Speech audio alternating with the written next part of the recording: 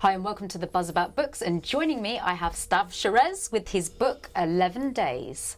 And you are a crime author, aren't you, Stav? Yes. Yes, and this is the second book in your, is it a trilogy you're planning to do for this lineup? It's Carrigan and Miller. Yeah, I don't know novels. how many books. You I mean, as long as people are enjoying them. Can keep going on and as on. long as I enjoy keep writing them. But I don't even plan like the book itself in advance, so the idea of planning a whole series.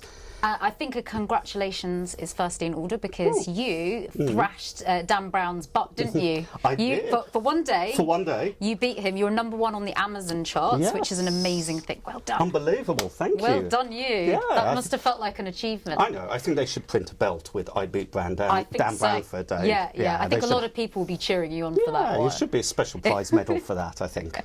So crime is your kind of thing, isn't it? That's what you mainly write about. Yeah, mainly. Carry on, sorry. And you've written other books before, but this is concentrating on two detectives, Carrigan and Miller, a guy and a female detective. The thing that's interesting about these two books is it's to do with things that go on in the underground of London, but they're always linked to things in other countries. Yeah. So the first book was kind of all about the Lord's Resistance Army in Uganda and stuff like that, and then this one is kind of like South America, liberation theology. Yeah. Explain a little bit more about it. I love the idea of kind of using London, which is such a great city and has so many different communities that we kind of don't even notice as we walk by each day. And to kind of use London and the kind of modern day to look at past things and to look how kind of old history and politics kind of influences the modern day. So very much in this one, I was very interested in writing about a convent. I like kind of secretive place. I thought it'd be a great spooky thing for a novel.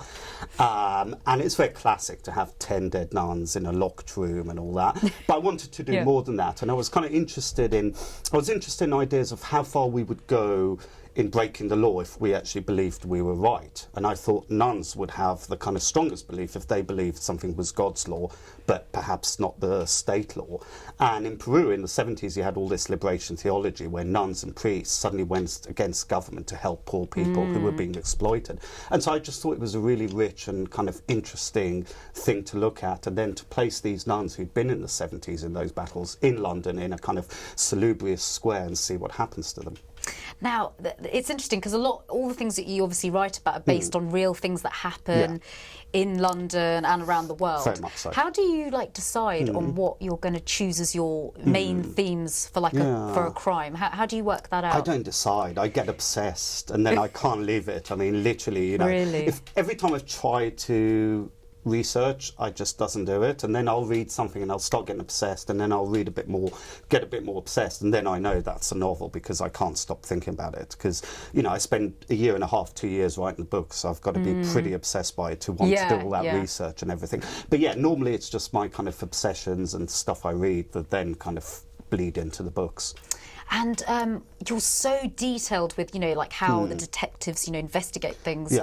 You get the language perfect. Like, how do you kind of do that? Did you have to go to a police station or follow a detective or anything like that? I've never spoken to police, well, not in those circumstances anyway. No, I just kind of, on one level, we all see enough police dramas and read enough police books. But I think pretty much everything imagination and intuition you can work out. So I was just like, I took what I knew from TV and that. And then I kind of thought, how would my cops do it? And I think if you write it well enough and if the characters are persuasive enough, then everything else becomes persuasive, whether it's real or not. Because in reality, if I was going to do a proper policing, 99% of the pages would be them filling out paperwork and doing boring stuff. It'd be boring. So even if you talk to real police, you still have to change it. But I prefer making stuff up. It's more fun.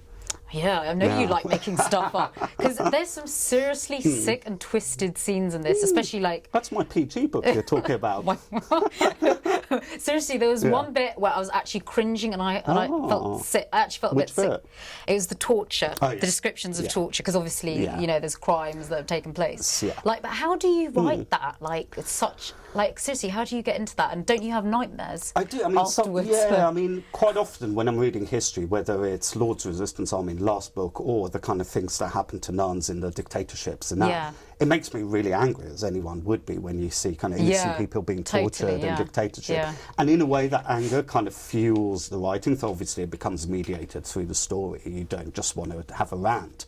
But yeah, it's stuff that kind of makes, and I want to talk about it. And actually, writing about it stops the dreams. If I don't write it out, I will have those dreams. And so by writing about it, I can dream about fluffy dogs instead. So is that what happens? It's like it just flushes out of your system. It does, yeah. I think it does do it. I think, if you kind of get it out of your subconscious, it's not going to creep up unawares at 4 a.m.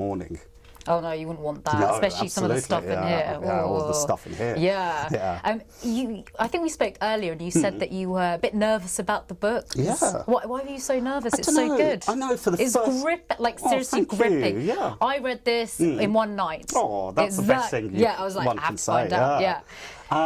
I don't know, for the first time I had the biggest wobble about that book. Normally, between handing a book in finished and the book coming out, there's about 8 months to a year. So there's this long period where you've handed the book in, you're not doing you're not hearing anything about it. And so obviously, like anything you do in life, you start to have worries and second guess yourself. But with this one, for some reason, I thought no one's going to be interested in nuns, after Child Soldiers were much more kind of cinematic and all that, and I think I convinced myself everyone would hate it and it would ruin my career. And then and then my agent and editor luckily said, it's too late to take it back anyway, and we like it, and people seem to have really liked it. So I've never been more wrong about one of my own books. I mean, I normally don't really like them afterwards, but with this one, I absolutely, I almost pulled it. I was like, I want to do a few more drafts. I'm so glad you did it. So good. Well, thank you. So I actually wanted to ask you, have you got any tips for people who want to go into crime writing, as just a final thought?